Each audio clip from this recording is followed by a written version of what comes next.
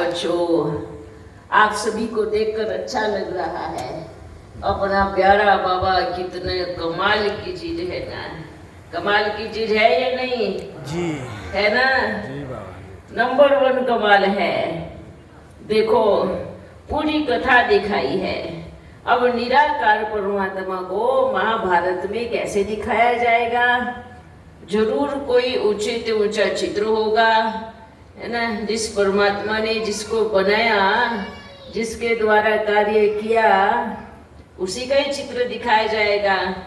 क्योंकि अपना प्यारा बाबा तो क्या कहता है, आप बच्चे गीत गाते हैं ना, सब कुछ करके खुद को छिपाया।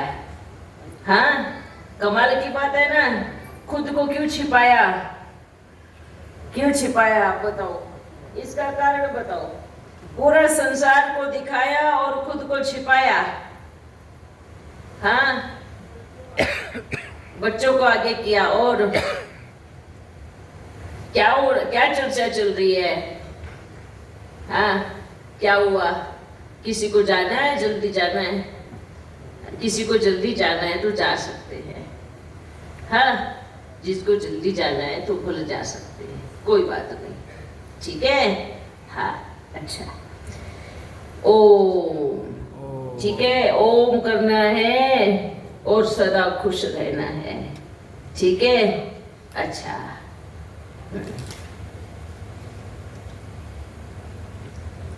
बच्चों को प्रसाद देना है ना। हाँ, अच्छा बताओ, हम कहाँ थे, क्यों छुपाया बाबा, खुद क्यों छुप गया, बताओ। बड़ा बाबा बड़ा होशियार है। हाँ, सारा संसार रच दिया, और किसने रचा, आज तक सब ढूंढ रहे हैं। बोलते जरूर है भगवान ने बनाया, ईश्वर ने बनाया, प्रभु ने बनाया, है ना, सब बोलते हैं ना। वो आज तक ईश्वर दिखाई दिया ना, प्रभु ना भगवान, कुछ दिखाई नहीं दिया। बस देवी देवताओं को सामने रखा है कि उस परमात्मा ने इनको बनाया। अगर परमात्मा को देखना है तो ऐसा स्वरूप देखो कि भगवान कैसा दिखता होगा, कैसे बोलता होगा। सब कुछ करके खुद को छुपाया। जानते हो, बाबा ने खूबसूरत संसार बनाया, देवी देवताओं का राज्य बनाया, सुख का सबको बराबर दिया। हाँ, सबको बराबर, बड़ा सुंदर संसार बनाया। लेकिन बनाने वाले को तो पता था ना कि शुरुआत कितनी अच्छी है, और बाद में जब चलते चलते चलते चलते गिरेंगे, और जब गिरेंगे तो ढूंढेंगे कि दुनिया किसने बनाई, उसको पकड़ो। अचानक से बारिश हो गई, अचानक से भूकंप आ गया, अचानक से मनुष्य को दुख मिला, तो अभी अभी क्या बोलते हैं जिसको ज्यादा दुख होता है, एक बार भगवान मिल तो जाए, उसको छोड़ेंगे नहीं। क्योंकि पता था कि बाबा को मालूम था कि लास्ट में ये फिर क्या करेंगे। मैंने इतना सुख जरूर दिया, उस सुख को नहीं याद करेंगे, पर जो अपने कर्मों से गिर गए, दुखी हो गए, तो इसका इल्जाम भी मेरे पे लगाएंगे। इस वजह से मैं गायब ही हो जाता। हाँ, ये जरूरी था, बहुत जरूरी था। अगर गायब नहीं होते तो कितने टुकड़े हो गए होते आज बाबा के, सोचो। क्यों? क्योंकि मनुष्य वृत्ति कैसी है, अच्छा किया तो मैंने किया, और बुरा किया तो भगवान ने किया। हाँ, यही है ना। अच्छा किया तो किसने किया, मैंने, और दुखी हुए तो भगवान ने। तो भगवान को पता था कि ये ऐसा करने वाले हैं, इसलिए इससे अच्छा ये जन्म मरण के लफड़े से ही छुट्टी प्राप्त करो। नहीं तो रोज घर में, अगर मान लो बाबा ने शरीर लेना, मतलब लेना ही पड़े दुनिया में, तो जन्म मरण के चक्र में वो भी आए, उसकी भी फिर पत्नी होवे, बच्चा होवे, और फिर झगड़ा होवे। हाँ, इसका होगा ना, तो फिर सारी दुनिया, तो बाबा भी बोलता, लो अपने घर का ना सुलझाऊं, सबका दुनिया का क्या सुलझाऊं। इसलिए बाबा ने भी क्या किया, दुनिया बनाई और खुद छुप गया। अब कमाल की बात है कि उसको मिलने का जो रास्ता है, वंडरफुल बात है। चाहे आप पहाड़ों पे चले जाओ, कहीं पर भी चले जाओ, कहीं पर भी नहीं मिलेगा, और उसके मिलने का रास्ता मनुष्य के भीतर से होके ही जाता है। समझ में आया? क्योंकि बाबा को पता था ये मनुष्य ऐसा है कि सारी दुनिया में ढूंढ लेगा पर अपने भीतर से जाने के रास्ते से नहीं ढूंढ पाएगा मेरे को। हाँ, इसको पता है इसके भीतर से ही वो रास्ता जाएगा। मानो जैसे ही आत्मा रूपी नेत्र खुला, समझना इस बात को, जैसे ही आत्मा का ज्ञान हुआ, ये दिव्य चक्षु खुला, ऐसे ही हमें परमात्मा की पहचान मिली। और जब आत्मा का नेत्र खुल जाता है तो सब कुछ झूठा नजर आता है, व्यर्थ नजर आता है, मिथ्या नजर आता है।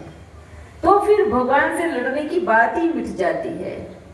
झगड़ा कौन करते हैं? भगवान को मारने के पीछे कौन दौड़ते हैं?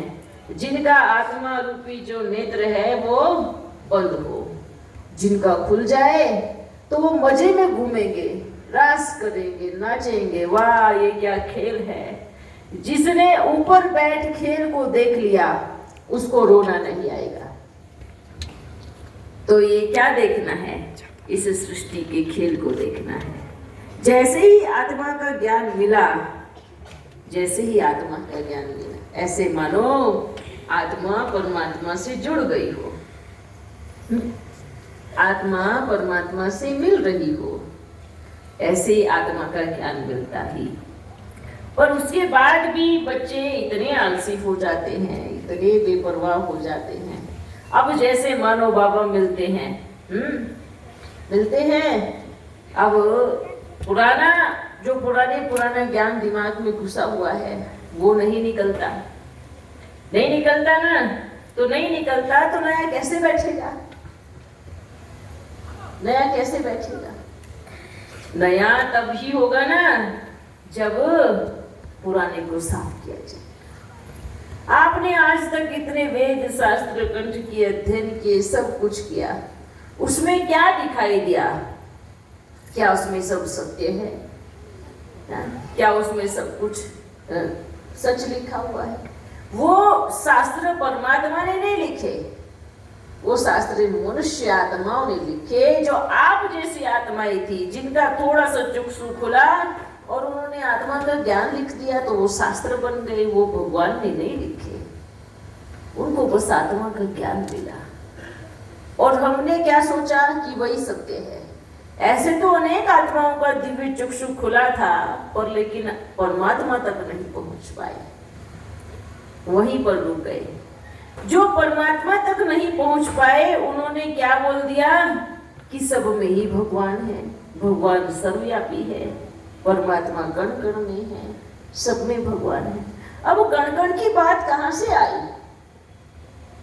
अब कण कण की बात आई कहां से? मानो किसी की नजरों में बस गया हो बाबा, तो उसको कण भी देखेगा तो दिखेगा वाह मेरा बाबा है। हर किसी में देखेगा, छवि दिखने लगी। मानो चश्मा काला पहना तो सबकी शक्लियां काली दिखाई देगी, सारा संसार काला नजर आएगा। हैं? यही है ना? चश्मा हरा पहना तो सारा संसार हरा नजर आएगा, तो लाल पहना तो लाल नजर आएगा। अगर जिसने परमात्मा प्रेम का चश्मा पहन लिया उसको हर जगह परमात्मा ही नजर आएगा। वो उस आत्मा का प्रेम है, भक्ति भावना है, उसकी आंखों का वो चश्मा है प्रेम का, प्रभु प्रेम का। इसका मतलब ये नहीं कि सबके भीतर भगवान है, नहीं, उसने वो चश्मा पहना हुआ था इसलिए उसको नजर आया।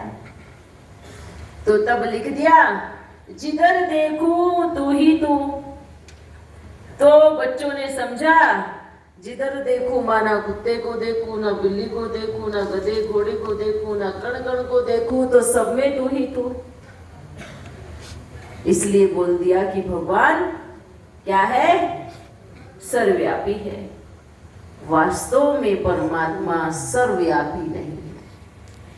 सर्वव्यापी आज हर किसी के भीतर तो माया रावण है, 5 भूत सर्वव्यापी है। थोड़ा सा कुछ बोलो तो क्रोध का भूत एकदम मुखड़े को लाल कर देवे जैसे, काम का भूत शक्ल को बिगाड़ देवे जैसे, हैं, लोभ हो तो इज्जत ही गवा देवे जैसे, सब कुछ खत्म कर देता है। तो भूत, अब जहां परमात्मा विराजमान हो तो वहां ये 5 विकार क्या करेंगे?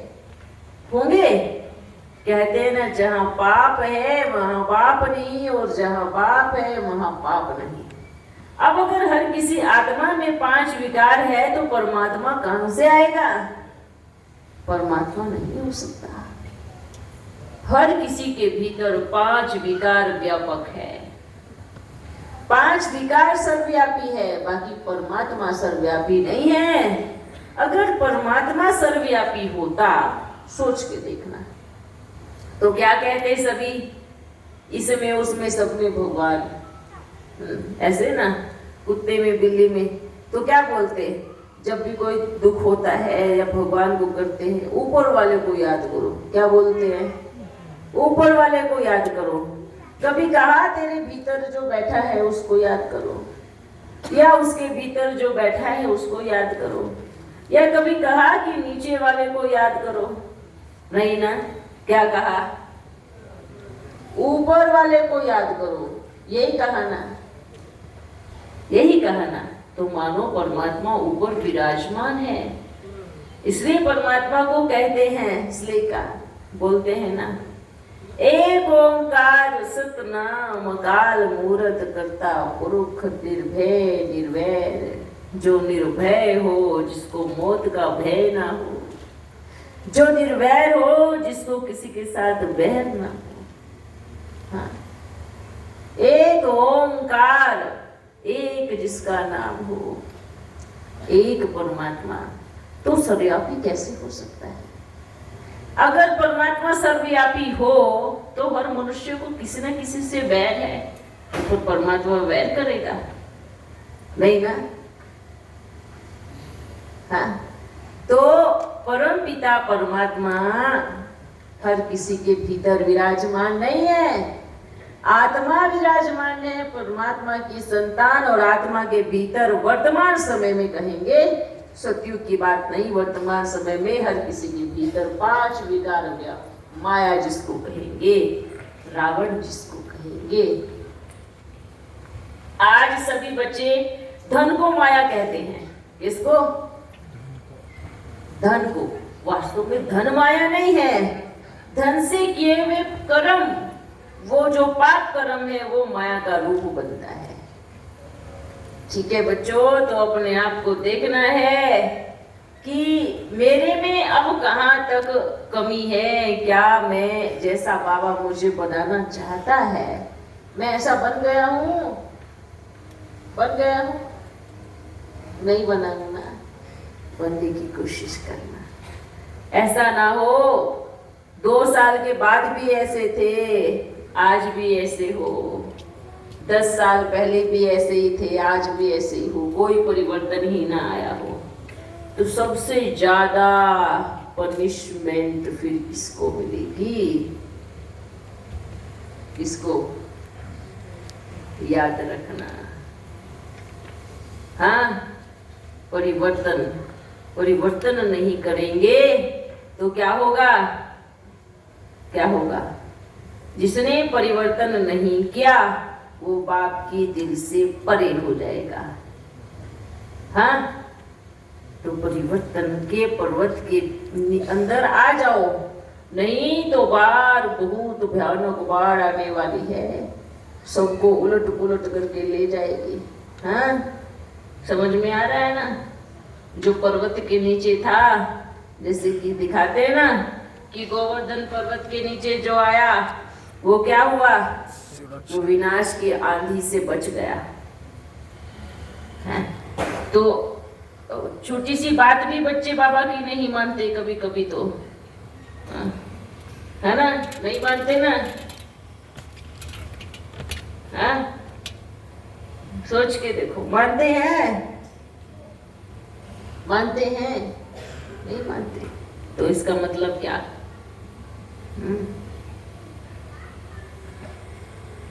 इसलिए आप बच्चों को, अच्छा, एक लास्ट मैसेज दे रही है, जितने भी यहाँ बैठे हैं, खान पान के ऊपर विशेष ध्यान दे।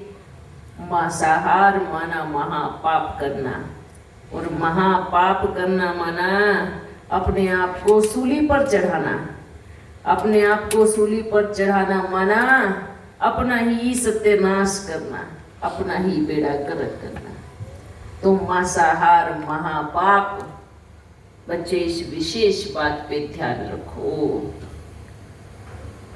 बाप आए हैं आप सबका कल्याण करने के लिए, कल्याणकारी बाप आए हैं। कल को आप में से कोई उल्हाना नहीं देगा बाप को कि बाबा आप तो आई नहीं, आपने हमें मैसेज दिया नहीं, आपने हमें बताया नहीं कि ये मांसाहार क्यों पाप कर्म है। किसी भी जीव को मार के खाना, किसी की भी हत्या करना, ये महापाप के लाइन में आता है। हिंसा, हिंसा,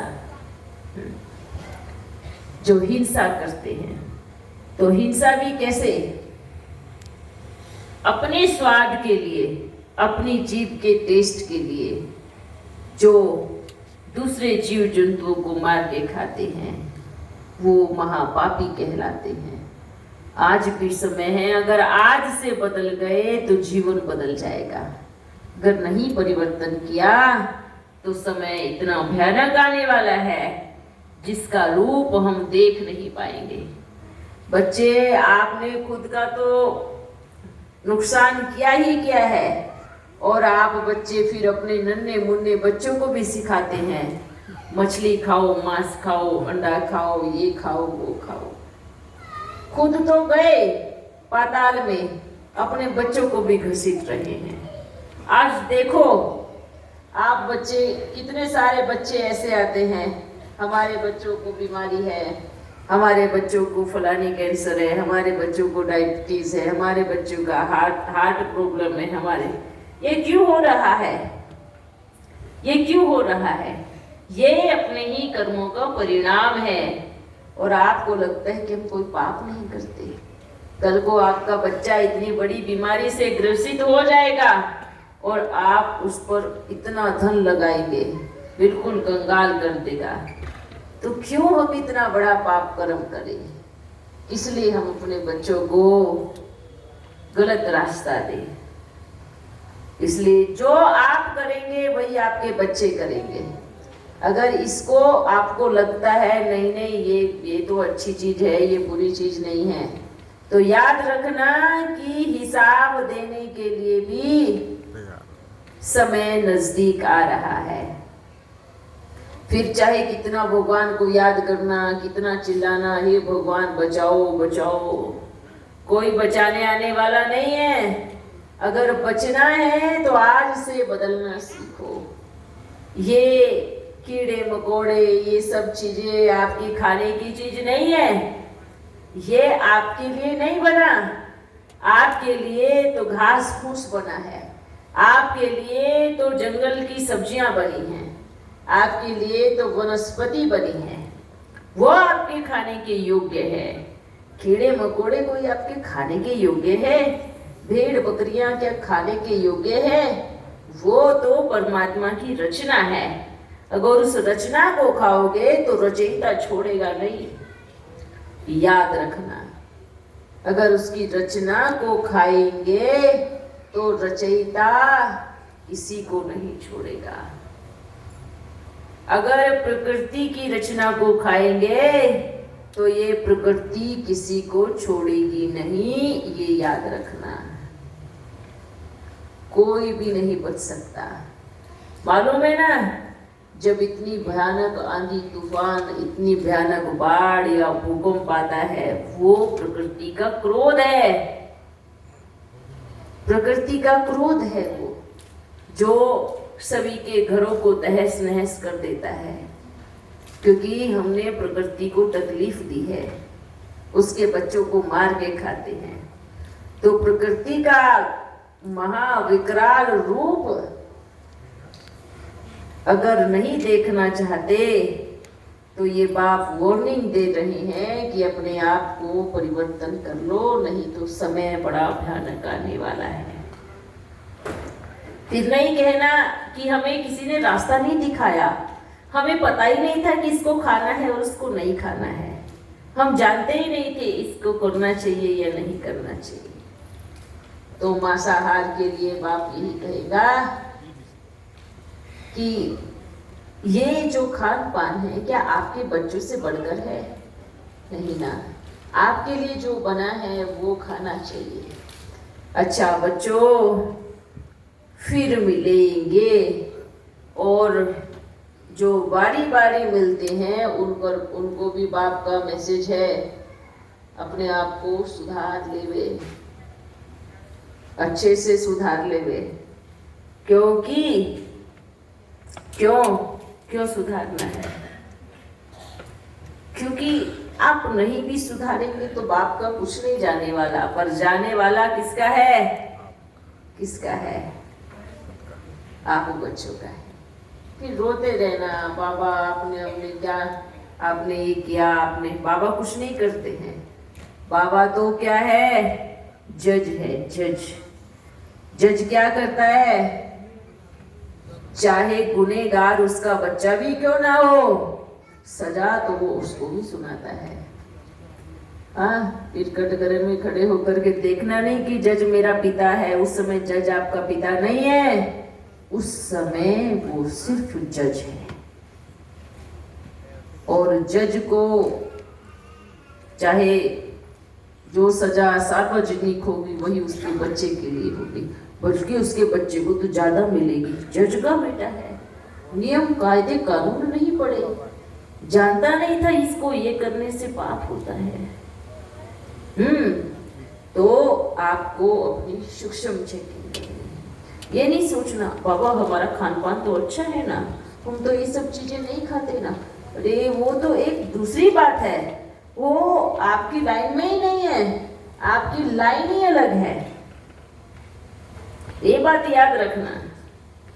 हाँ, तो इस चीज को विशेष ध्यान रखना, उसमें आपके पद अनुसार आपकी चेकिंग होगी।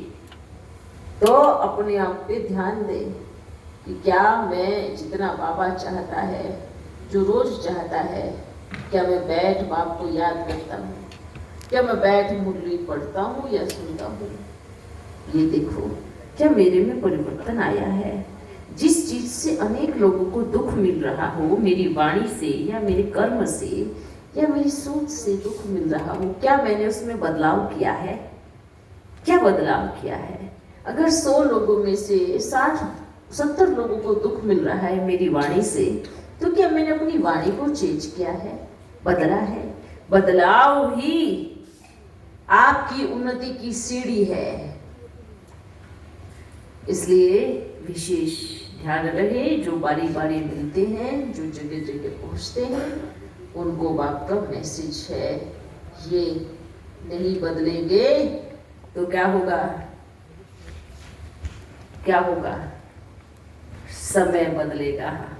और जब समय बदलता है ना, फिर अच्छे अच्छे टेढ़े भी सीधे हो जाते हैं, क्योंकि समय टेढ़े बच्चों को ऐसी नली में डालता है जो बड़ी गर्म होती है अंदर से, तो क्या हो जाते हैं? टेढ़े मेढ़े सरिये भी अग्नि में दबकर एकदम सीधे हो जाते हैं। तो समय की अग्नि को अपने पास मत लेके आना, नहीं ज्यादा जल जाएंगे, नुकसान भारी हो जाएगा। इससे अच्छा तो क्या करो? स्वयं को परिवर्तन करो, खुद को परिवर्तन करो, क्योंकि बाप की नजरों से कोई छुपा नहीं है। ईमानदारी रखनी है बाप के प्रति, ये चीज विशेष याद रखना है। जो कहते हैं ना नहीं बाबा हम तो बिल्कुल ठीक ठाक चल रहे हैं, तो उनको कहेंगे रोज 1 घंटा बैठो और रोज अपनी चेकिंग करो कि सच में आप ठीक चल रहे हैं। बिना फोन के तो योग में भी बच्चे नहीं बैठते। कमाल की बात तो ये है। टेलीफोन साथ में चाहिए तभी योग लगता है, गाने बजेंगे तभी योग लगेगा, कमेंट्री आएगी तभी योग लगेगा। ये कभी कम से कम 1 घंटे के लिए तो उसका त्याग कर दो। 1 घंटा तो साइड करो, उसको बैठ करके याद करो। हाँ, पूजा पाठ भी करेंगे तो भी फोन को साथ में लेके करेंगे। एक तरफ वो देखेंगे फोन, किसी का मैसेज तो नहीं आया या कल तो नहीं आया, फिर एक तरफ जय श्री राम, जय भगवान, जय हनुमान करते रहेंगे। हाँ, एक तरफ फिर फोन देखते रहेंगे, एक तरफ फिर ये बजाते। ये दोनों में से कोई काम ढंग का नहीं हो रहा है, दोनों ही काम बिगड़ रहे हैं। ये बेचारा वो जो कॉल कर रहा है, मैसेज कर रहा है, उसको भी रिस्पॉन्स नहीं जा रहा, आधा अधूरा उसको दे रहे हैं और आधा अधूरा दे रहे हैं भगवान को, तो वो भी क्या कहेगा, कोई एक ही काम कर लो एक समय पर। तो यही हालत आप बच्चों की भी है, जैसे आप करेंगे ऐसे सब करेंगे। योग में गीत अच्छा होना चाहिए तो योग लगेगा, कमेंट्री बड़ी अच्छी होनी चाहिए तो योग लगेगा। तो योग गीत से लगा है, योग कमेंट्री से लगा है, बाप से नहीं लगा है। कमेंट्री या योग या गीत तो उत्साह दिलाने वाले हैं, पंख लगाने वाले हैं। वास्तव में योग तो आप चाहे आपके पास टेलीफोन हो, गीत हो या ना हो, कमेंट्री हो या ना हो, कुछ भी हो या ना हो, फर्क ना पड़े। योग अर्थात याद तो ऐसी स्थिति है कि आप बैठे हो, बस मग्न हो रहे हो, सामने बड़े सुंदर पेड़ पौधे हैं, वो है या नहीं है उसका भी प्रभाव नहीं, बस मुझे याद है, बस मेरी हर पल में बाप समाया हुआ है, मेरी हर घड़ी में याद है। तुरंत घंटी बजेगी, अच्छा योग भी टूट जाता है। कमाल की बात है कि बाप से इम्पोर्टेंट वो घंटी हो गई जो बजी है। सबसे पहले घंटी की आवाज सुनेंगे। 1 घंटा तो फोन को साइलेंट कर दो, पूरी तरह से शांत हो जाना चाहिए, और कोई योग नहीं। अरे कहाँ पास होंगे।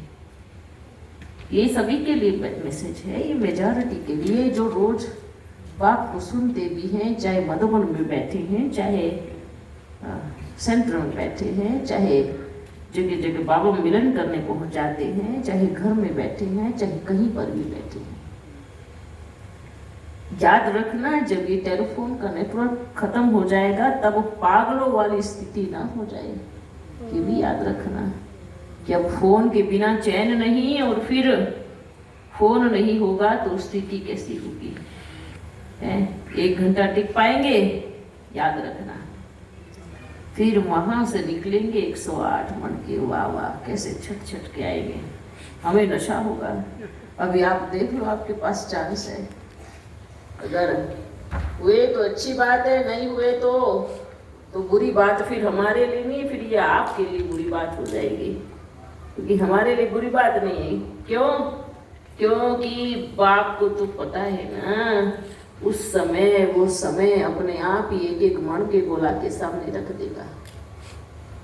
चांस है आपको, ये मत सोचना कि मैं कर रहा हूं ना, ये मुझे चांस मिला है और मैं उसको कंप्लीट करूंगा। बाबा का जो बाबा ने मेरे को सेवा दी है, जो बाबा ने मुझे लक्ष्य दिया है, उसको मैं करके रहूंगा।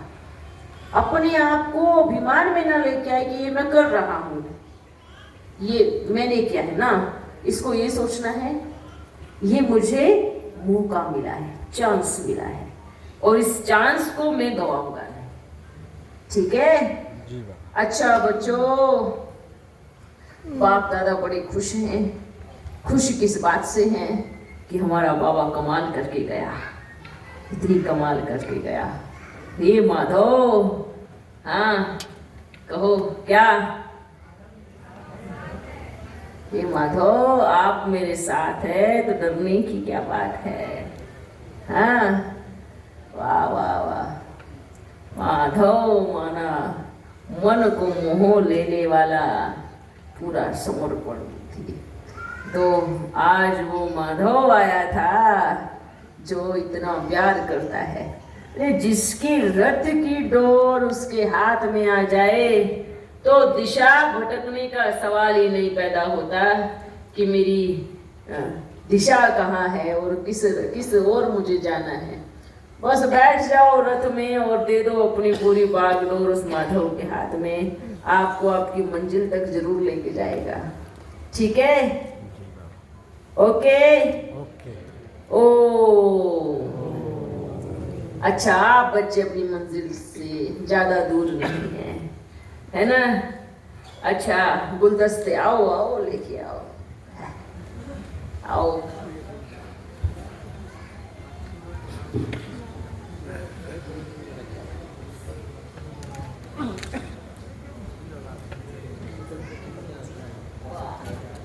कैसे हो? ठीक हो? ठीक नहीं? मैं बहुत और कुछ नहीं, मैं बहुत ठीक है। सदा आपसे प्रेम माना सारे संसार से बस ऐसे ठीक है। ठीक हो ना? ठीक हो? हाँ अच्छा, ओ फिर मिलेंगे।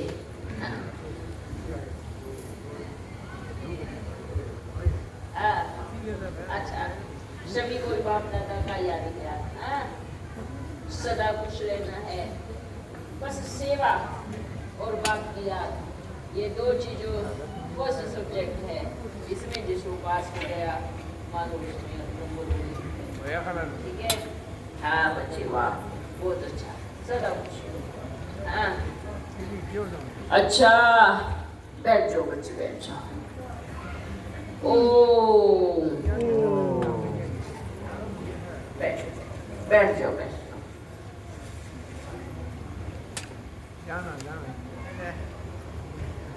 अभी हम चलते हैं, फिर मिलेंगे।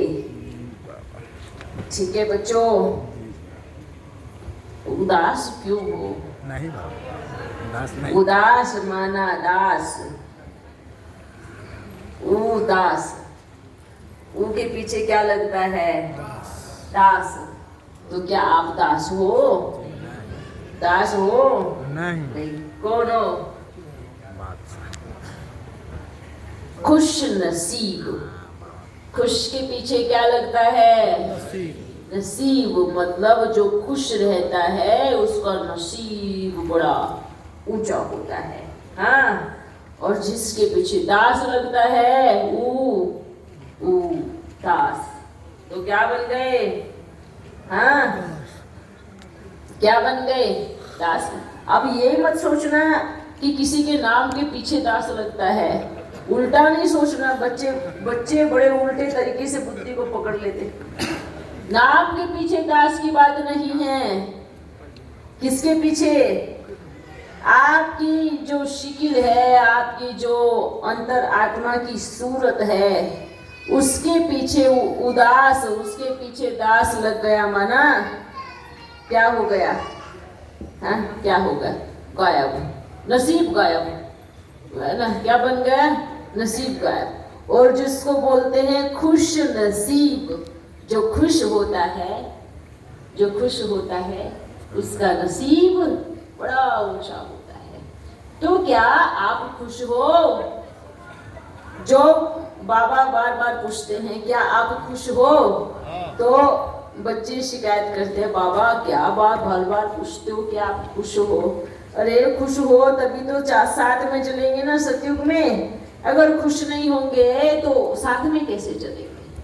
तो खुश नसीबदार बनेंगे जो खुश होंगे, नसीब बड़ा ऊंचा होगा। ठीक है? तो कौन है अभी आप? बोलो, थोड़ा बोलो। खुश नसीब। खुश नसीब है। हम सभी बहुत खुश नसीब हैं जिसको हमें क्या मिला है? हमें क्या मिला है? हमारी बाग दौड़ संभालने वाला माधव मिला है। वाह, माधव कितना प्यारा शब्द है। हाँ? जो कि सब भटके हुए हैं, इधर उधर घूम रहे हैं। जैसे बाबा ने बोला ना, क्या क्या बोला?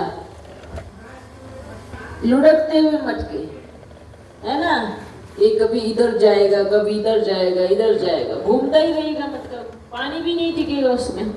तो जो लुढ़कते हुए मटके हैं ना, वो सारे मटके अपने नीचे निश्चय का स्टैंड लगा लो, नहीं तो क्या होगा? लुढ़कते रहेंगे और किसी की प्यास भी नहीं बुझाएंगे, स्थिर नहीं होंगे और कोई पसंद भी नहीं करेगा। तो निश्चय का स्टैंड जिसने लगा लिया, हाँ, वही निश्चय बुद्धि बच्चा बना। और उसी के साथ फिर वो जो स्टैंड है ना, जो स्टैंड है नीचे, मन वो माधव ही है, वो पकड़ के रखता है पूरे मटके को। अब देखो कि क्या हम निश्चय बुद्धि है? निश्चय बुद्धि की निशानी है, मेरा बाबा है तो है। भले कुछ भी मन में कोई कुछ भी सुनाए, कुछ भी बोले, कुछ भी कहे, कितना भी मन को ऊट पटांग करने की कोशिश करे, कितना भी बुद्धि को नीचे उतारने की कोशिश करे, मेरा निश्चय नहीं डोल सकता। इसलिए बार बार किसका उदाहरण देते हैं बाबा? अंगद का।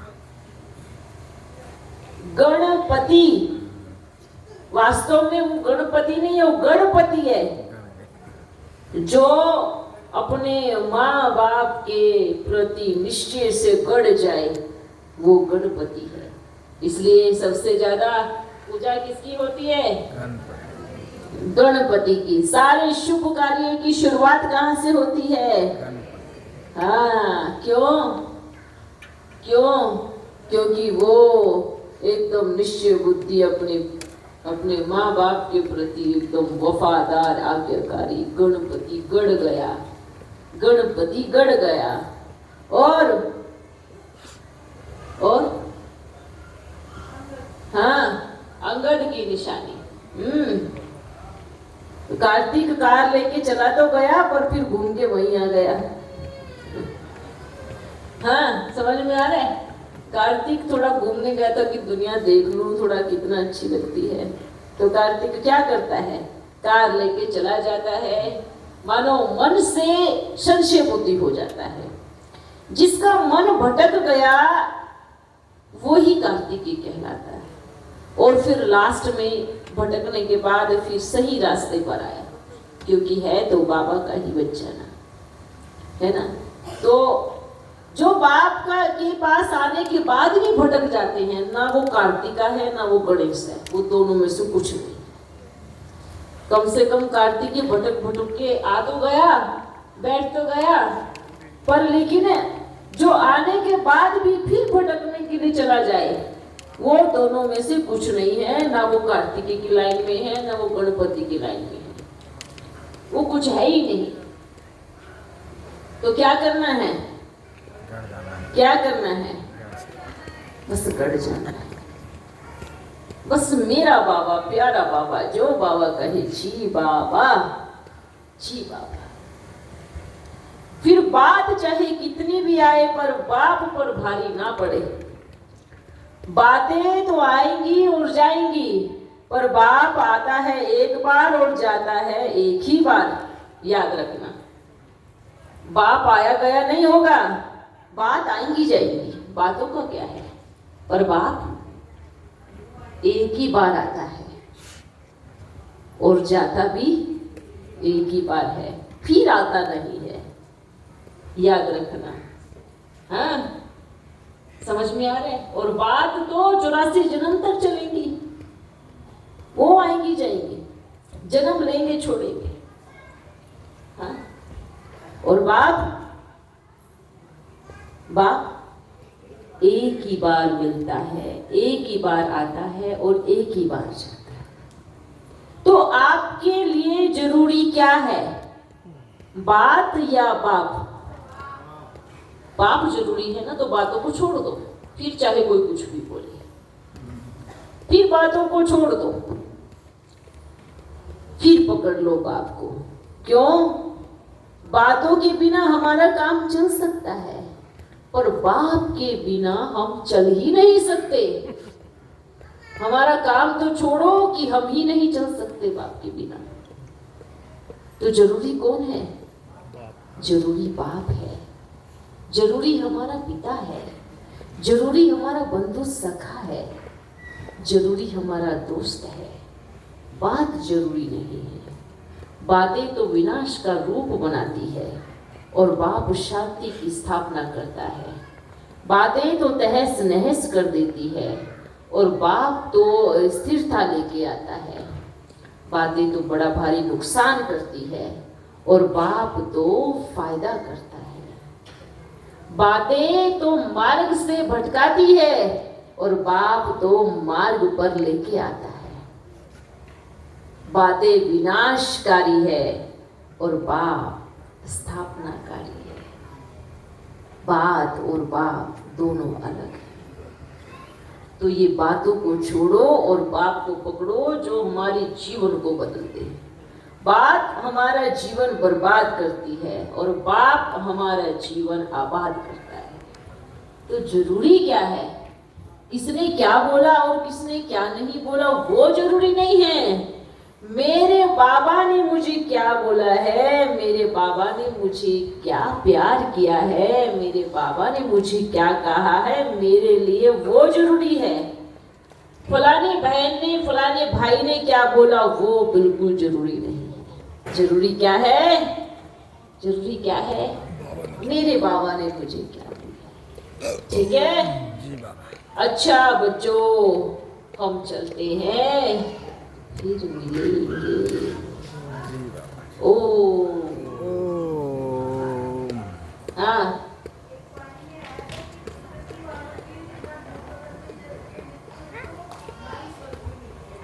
अच्छा तो अच्छा, हाँ बच्चों बहुत अच्छी बात है। जगह मिलेगी नहीं, क्यों? क्योंकि दुर्गति वाली आत्माएं सतयुग में जाती ही नहीं है। दुर्गति आत्माएं परम धाम में टिकती नहीं है। जाति मतलब क्या है कि सूक्ष्म वतन में सबका झाड़ू पोछा होगा, सब शुद्ध और पवित्र बनकर ही मूल वतन में जाएंगे।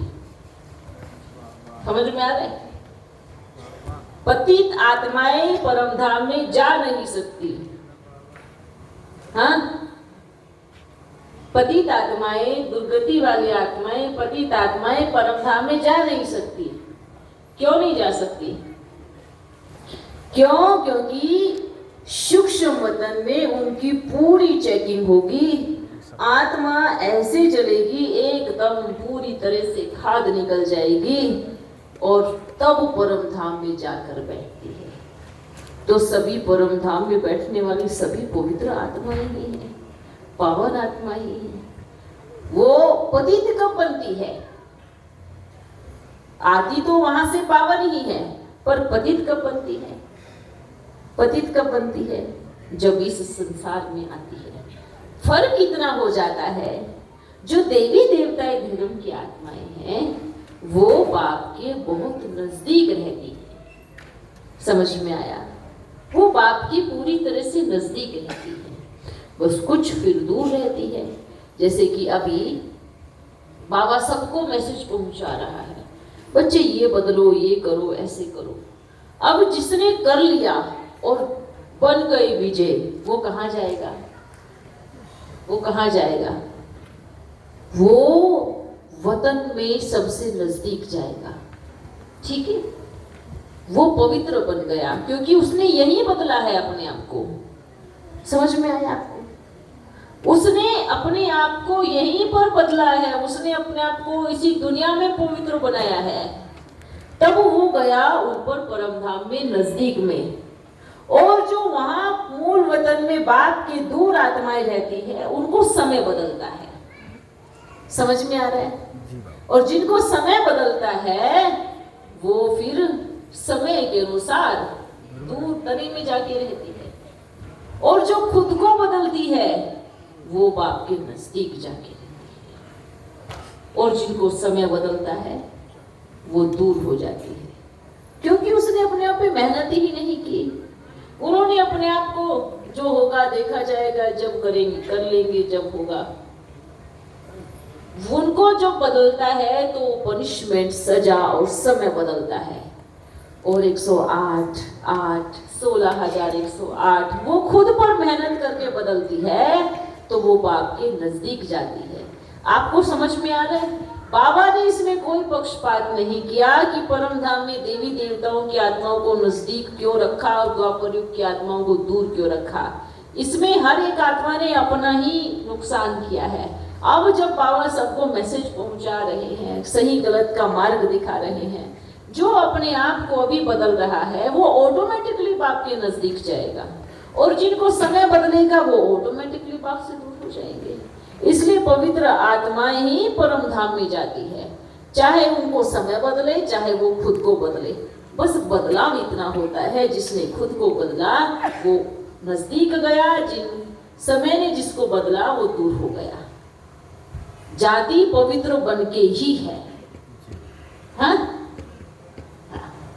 अच्छा, अभी चले, क्योंकि हमारे पास तो इतना है कि आपका खत्म नहीं होगा, चाहे 4 रोज बैठे रहे, ना हमें भूख लगेगी ना प्यास लगेगी, पर आप बच्चे यही सो जाएंगे। इसलिए हम सोचते हैं हम क्यों अपने इंसल्ट करें, हम चुपचाप चले ही जाते हैं। हाँ, अब आप हमारे सामने सो जाएंगे तो हमें अच्छा थोड़ी लगेगा। हम आए हैं और बच्चे झुटके मुटके मार रहे हैं, और बच्चे थोड़ा सा बाहर निकल के कुछ खा करके आ जा रहे हैं। इससे अच्छा तो हम चले ही जाते हैं। हाँ, तो अच्छी बात है, जाने में ही फायदा है। क्योंकि नींद आ रही है तो बाबा को पहुंचा रहे, अरे बाबा हो गया, अरे बस अब जाओ, इतना समय हो गया बैठे, कोई हमारी कैपेसिटी थोड़ी है इतनी देर कौन बैठ सकता है भला। तो फिर है ना, किसी को फिर भूख लगेगी, तो इसलिए बाबा क्या कहेगा, क्या हुआ क्या हुआ, ये बच्चा कुछ बोल रहा है, क्या हुआ इस बच्चे को।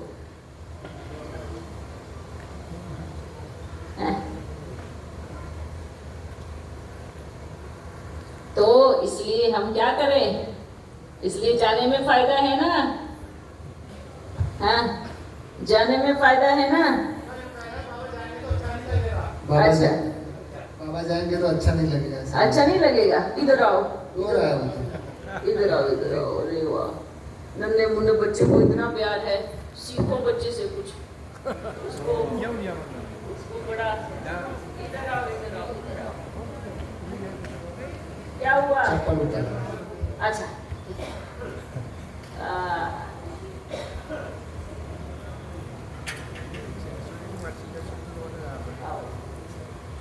क्या हुआ? आपको अच्छा नहीं लगेगा?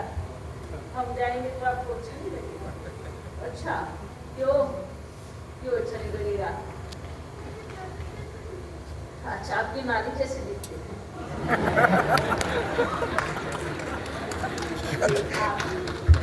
ठीक है, ये सोचना है आपकी नानी की तरफ से भी मसला है। हाँ? वाह, बहुत प्यारा दोस्त।